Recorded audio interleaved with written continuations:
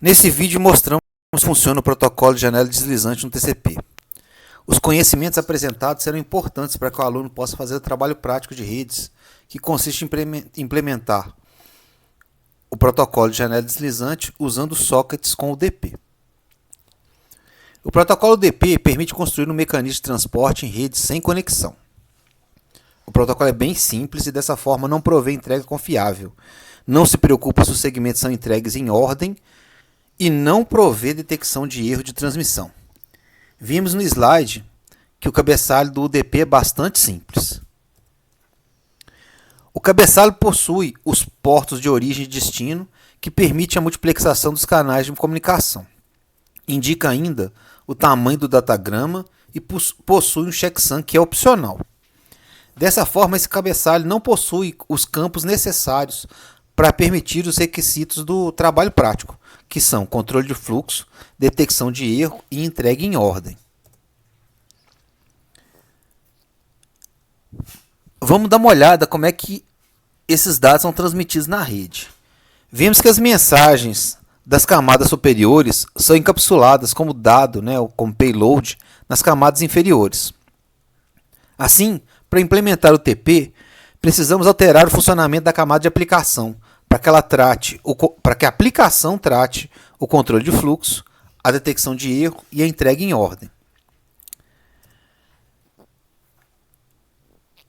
Nossa aplicação deverá então dividir a mensagem que ela precisa enviar em pedaços que permitem que criemos um segmento UDP. A aplicação deverá gerar para cada mensagem a ser enviada um cabeçalho que contém os campos necessários para o controle de fluxo e para o controle de sequência.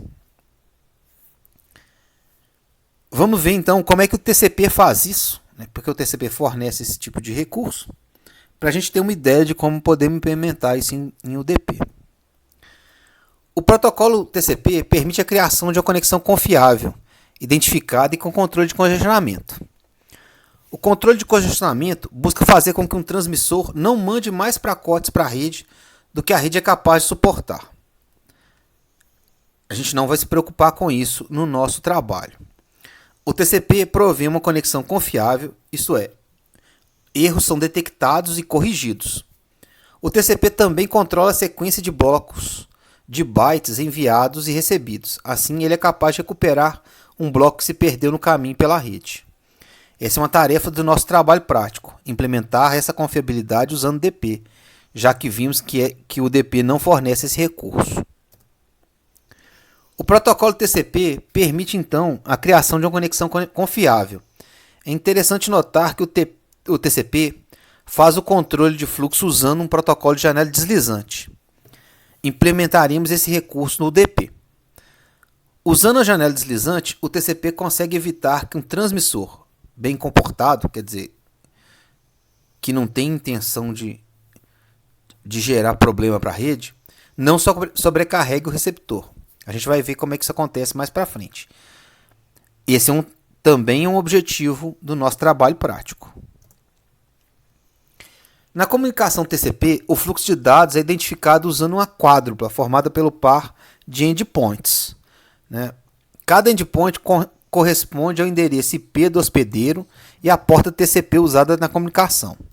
Assim, o fluxo TCP é identificado pelo IP do hospedeiro de origem, que é o emissor da mensagem, e sua porta, e o IP e porta do receptor, que é o hospedeiro que está recebendo a mensagem.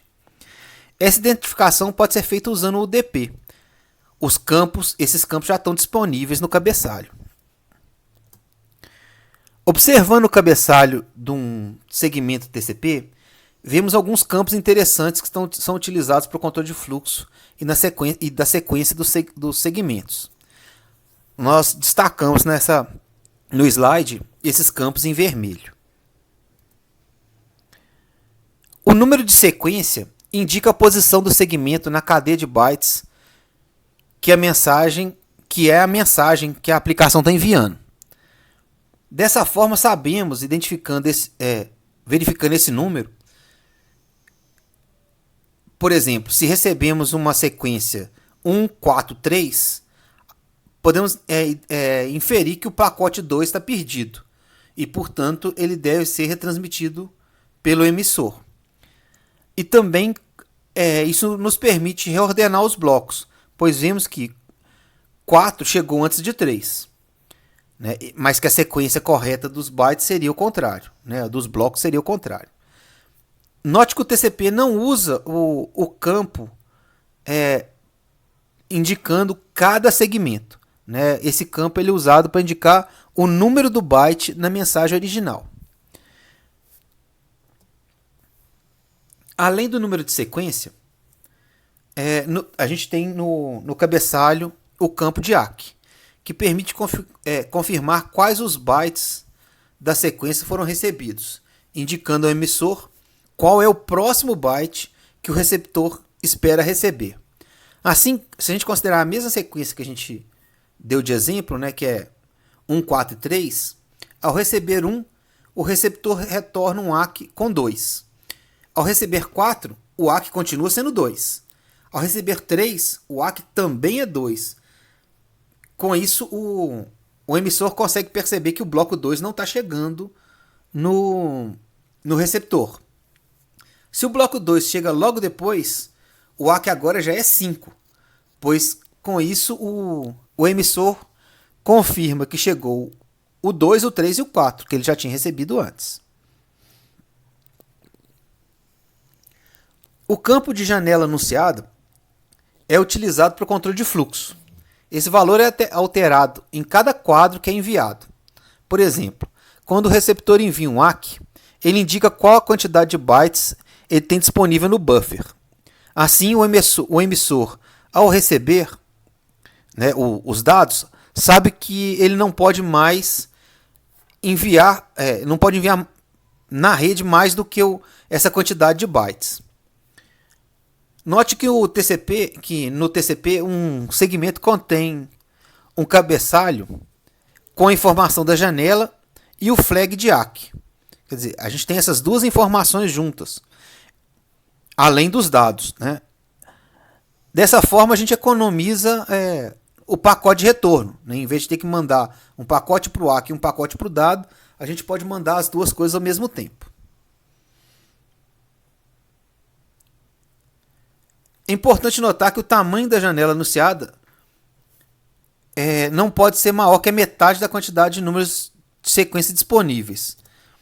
Para entender por que isso acontece, a gente sugere que dê uma lida nessas seções do livro do Peterson.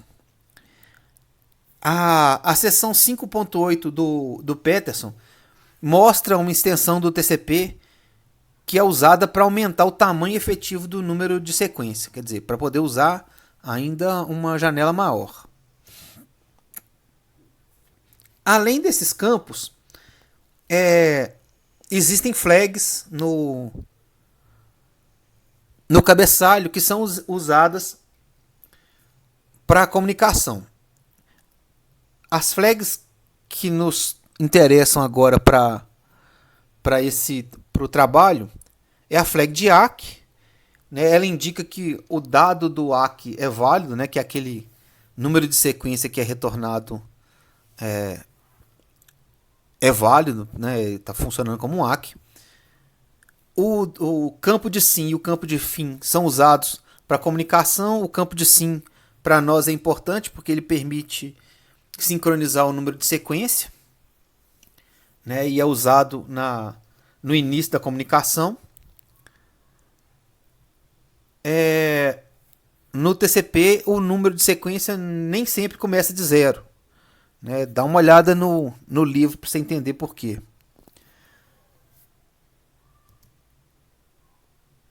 O campo PSH indica que o segmento precisa de uma entrega imediata e o campo de urgência indica que tem uma parte do dado que é urgente, né? Por exemplo, você enviar um Ctrl+C para um terminal. A gente não vai usar essas duas flags elas não são importantes para o nosso trabalho, mas são importantes para o funcionamento do TCP.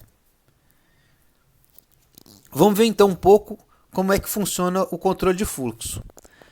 Com esse controle a gente quer garantir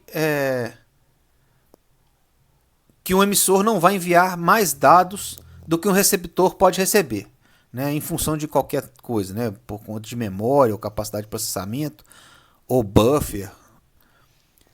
É importante a gente perceber que em uma conexão bidirecional, ambos os lados podem funcionar como receptor e como emissor. Portanto, o controle de fluxo, a gente vai estar mostrando aqui, para simplificar, o controle como se fosse de um host A para um host B, mas tudo que está sendo falado do host A para o host B pode acontecer também quando o B quer falar com A. Com a janela deslizante, a gente permite que o emissor possa mandar muitos segmentos antes dele receber um ACK. Né? Ele não precisa ficar esperando, não precisa de usar aquele esquema do stop wait, que é ele manda, espera receber um ACK para ele conseguir mandar de novo. Com isso, a gente pode usar melhor o canal de comunicação. E ao mesmo tempo, a gente mantém um limite superior na quantidade de dados,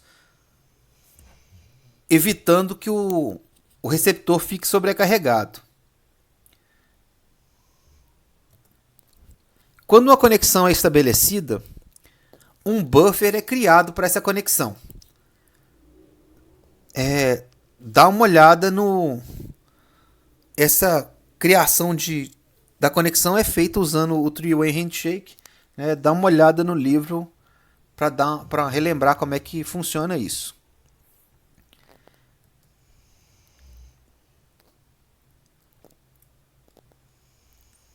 Em toda confirmação, né, desde do Three-Way Handshake, cada lado informa ao outro quanto espaço tem disponível no buffer. Essa seção 523 mostra como é que funciona o processo de criação e término de uma conexão. Precisamos saber que existe um buffer de transmissão e um buffer de recepção, né? Um em cada host. Se a comunicação é bidirecional, então tem uma versão de cada buffer em ambos, né? O buffer no transmissor guarda os dados enviados e não confirmados, bem como os dados que ainda não foram transmitidos na rede, mas que já foram escritos no buffer pela aplicação. O buffer no receptor guarda os dados ainda não lidos pela aplicação pelo receptor, né? Pela aplicação que está rodando no receptor. Armazena então os dados que são recebidos, tanto em ordem quanto fora de ordem,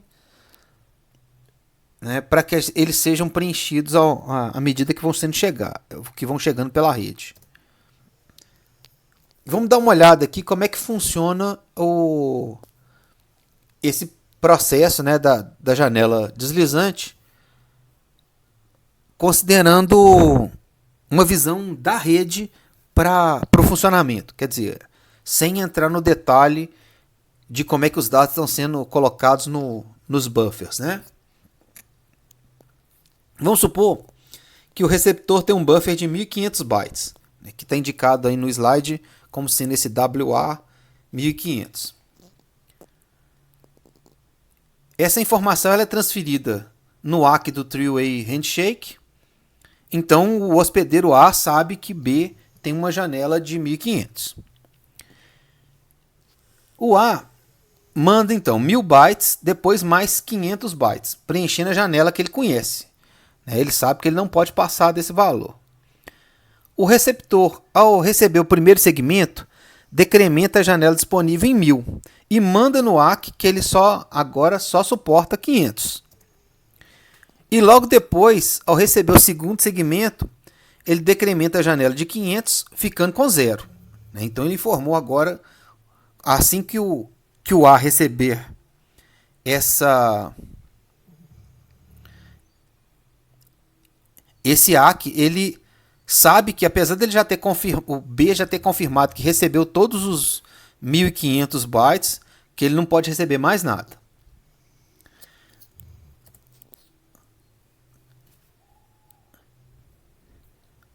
Quando a aplicação de B processa o buffer, por exemplo, ele lê 1000 bytes, esse espaço do buffer é liberado. Com isso, o B envia um novo ACK informando que tem disponível 1000 bytes. E nota que no ACK ele continua confirmando que o próximo byte que ele está esperando é o 1501. Agora o A pode enviar novos dados para o B. Por exemplo, ele pode fazer 2 envios de 500 bytes. Com isso, o buffer de B fica cheio novamente.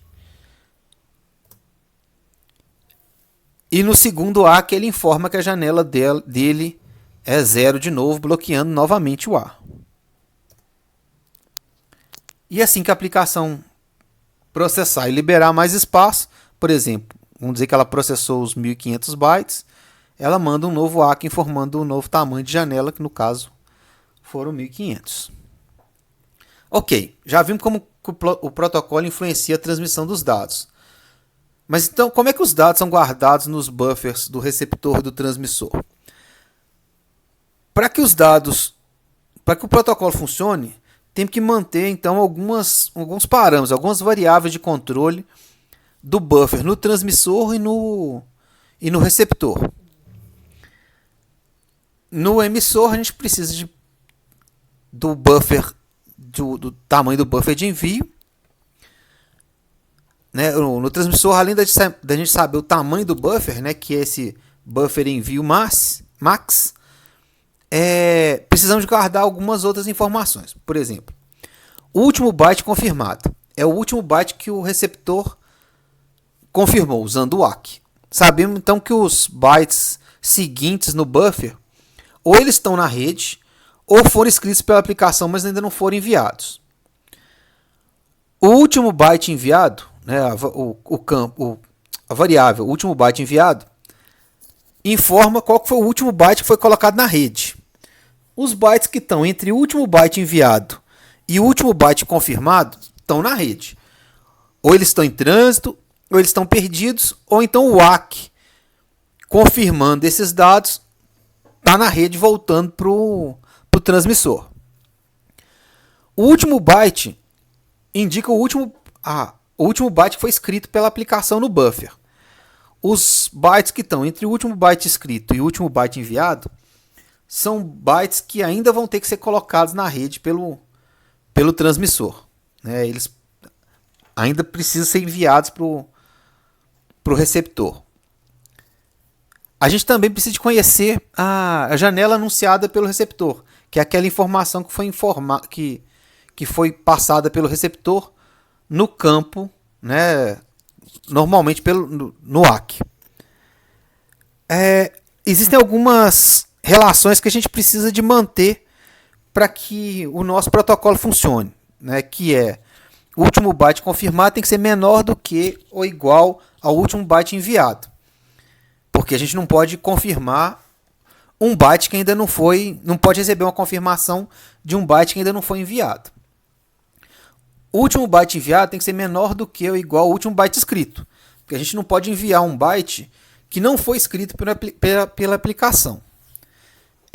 O último byte escrito menos o último byte confirmado tem que ser menor ou igual ao buffer de envio max. Porque senão a gente estaria estourando o buffer. E o último byte enviado menos o último byte confirmado tem que ser menor do que a janela anunciada. Né? Porque senão a gente estaria enviando para a rede mais dado do que o receptor está disposto a receber. Os bytes entre o último byte escrito e o último byte confirmado são bytes válidos que precisam ser tratados pela aplicação de rede.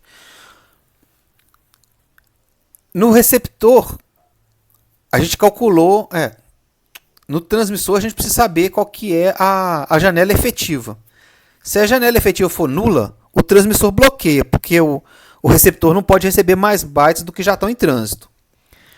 Se o último byte escrito menos o último byte confirmado mais o novo envio que a aplicação quer fazer for maior do que o tamanho do buffer, então a aplicação tem que ser bloqueada pelo protocolo, porque senão ela vai estourar o buffer local. A transmissão só pode ocorrer, né, só ocorre se for possível colocar bytes na rede, né, que o transmissor está disposto a receber.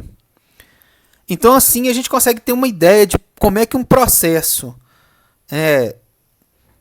como é que funciona o processo de que um receptor lento ele consegue interromper um emissor rápido.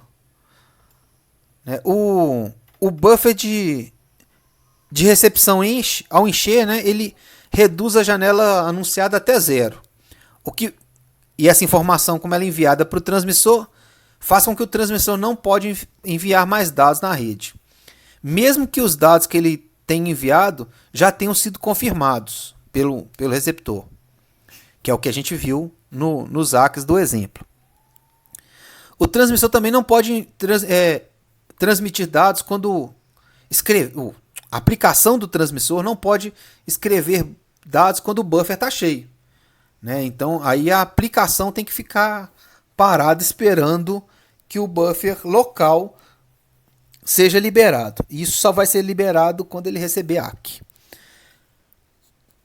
Quando o receptor começar a ler, a aplicação no receptor começar a ler do seu buffer, né, o TCP, né, do lado receptor consegue abrir a janela novamente. Com isso, quando essa informação chega ao transmissor, permite com que ele possa enviar mais dados que já estão no seu buffer. Quando os dados que estão no buffer do transmissor são confirmados, o último byte confirmado é incrementado. E esse espaço do incremento, ele fica liberado e aí o emissor pode ser desbloqueado para prosseguir no envio. No caso do receptor, a gente tem que controlar quais são os dados que são recebidos e são colocados no buffer local.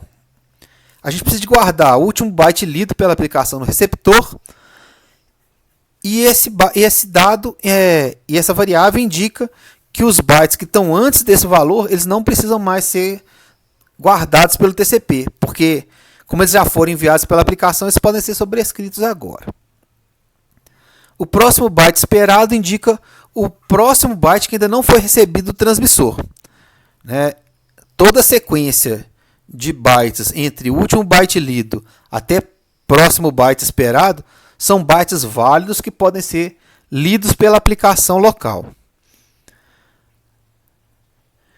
Já os bytes que estão entre próximo byte esperado e o último byte recebido são bytes que podem ser válidos ou podem ser bytes que não sejam válidos, pois eles ainda não foram recebidos. Por exemplo, essa parte, né, essa seção em branco que está mostrada no slide, ela indica que logo depois de próximo byte esperado tem uma faixa, né, um conjunto de bytes que não foi recebido ainda pelo receptor, né? Ou eles foram perdidos na rede, ou eles estão mais lentos do que a próxima sequência que tá aqui em vermelho. Deixa eu só marcar aqui para vocês verem.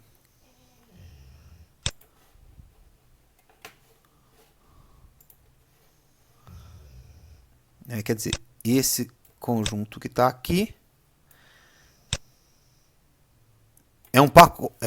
corresponde a um conjunto de pacotes que ainda não chegou.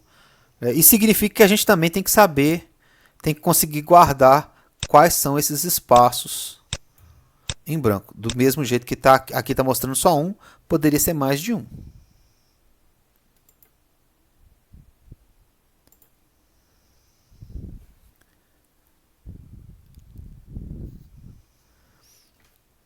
Toda vez então que o receptor recebe um segmento, ele envia um ACK para confirmar a informação de qual foi o byte lido, né, qual o próximo byte que ele espera, e também informa qual é a janela que ele tem.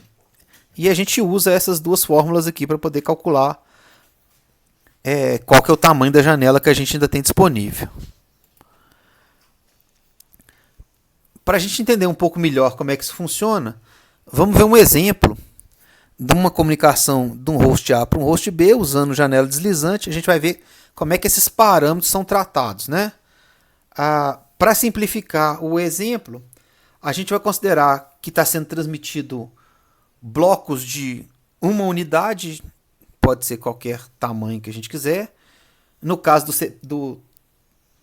do TCP, por exemplo, esses blocos, no nosso caso, a gente está tratando de blocos de tamanhos iguais, né, equivalentes a uma unidade, mas no TCP não precisa de ser isso. Os blocos podem ter tamanhos diferentes. E para simplificar também, a gente vai mostrar só como se fosse uma comunicação unidirecional de A para B, né? Então, o hospedeiro A começa uma conexão com B, utilizando o three-way handshake. No three-way handshake, o hospedeiro B informa a A que o buffer que ele tem é de 10. E só para simplificar também, a gente vai fazer as sequências sem perdas, né? Só para não ter que complicar um pouco o nosso exemplo, né? E gastar mais tempo da nossa apresentação, que já está ficando meio longa. Então vamos começar. Colocamos aqui que o buffer de envio é 20 e que o buffer de recebimento é 10.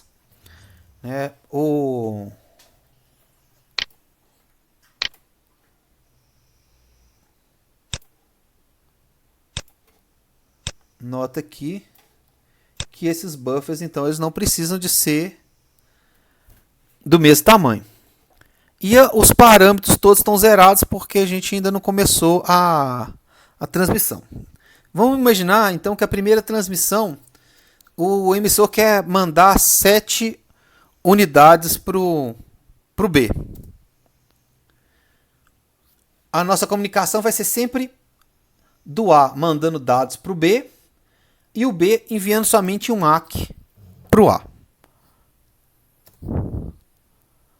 Então, nesse caso, o emissor escreve 7, né, e está enviando 7. Ele pode enviar 7 porque ele sabe que a janela do B é 10. Então ele envia o 7 e aí o receptor recebe o 7 e preenche no seu buffer de recepção.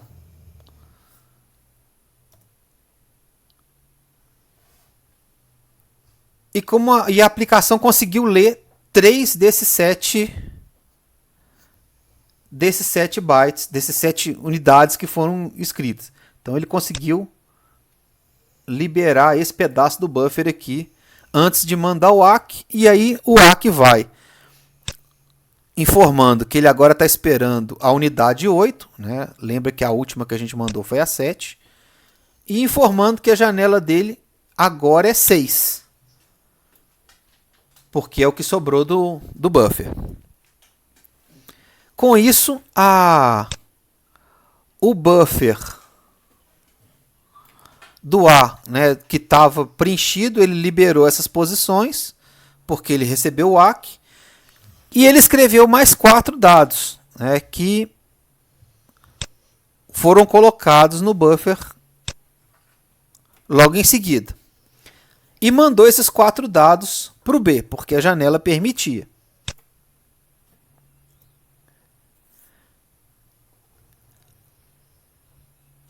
O receptor recebeu os 4 dados. E lembra que ele tinha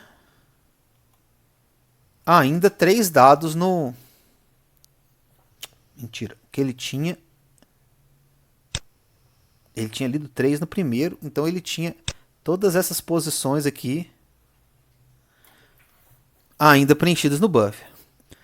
Como a aplicação, antes do ACK ser enviado, ela conseguiu ler 7 unidades, né? Então ele liberou todo esse espaço que voltou a ficar em branco E com isso a gente tem então ficou só uma posição do buffer ocupada. Assim ele faz o ACK da unidade 12, né, informando 12, porque a última que foi recebida foi a 11. E ele informa que ele tem 9 posições válidas. O emissor vem e tinha mais 5 dados para escrever. Com o ACK ele liberou esse espaço anterior.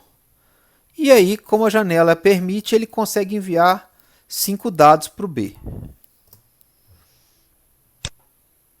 B vem e escreve no buffer dele os 5 dados que ele recebeu. Como a aplicação não conseguiu ler nesse meio tempo, ele dá o ACK informando a última posição,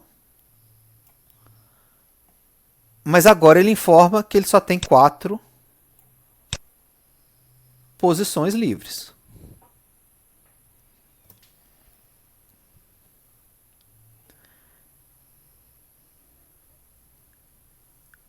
Aí a aplicação ainda tinha mais 6 dados para escrever. Só que a janela informava para ele que ele só pode mandar 4. Então ele só vai mandar esse conjunto de dados aqui. Ok?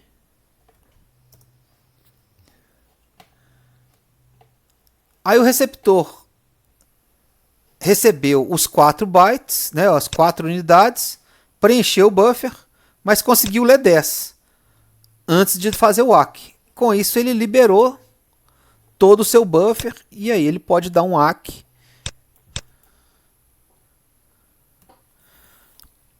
do 21. Lembra que